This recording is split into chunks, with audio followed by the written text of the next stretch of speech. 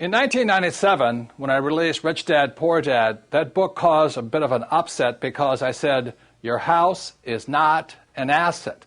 So in today's world, if you want to be rich, you have to know the difference between assets versus liabilities.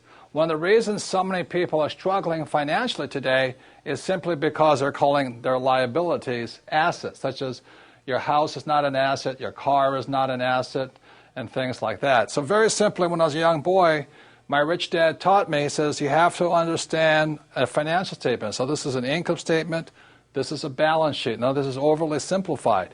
He says, what creates something to be an asset is very simply assets, cash flow money into your pocket.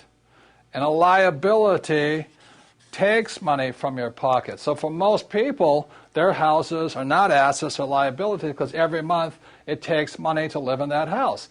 Even those who say, well, I don't have any debt on my house, I've paid it off. Look, you still have insurance, still have upkeep, you still have maintenance. So let me explain this. I'm not saying don't buy a house or don't buy this and all this.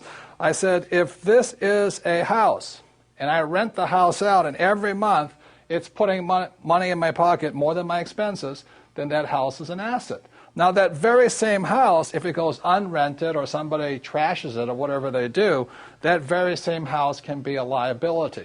So a house can be an asset or a liability depending upon the most important word in business. It's called cash flow. Once again, if cash flows into your pocket, it's an asset.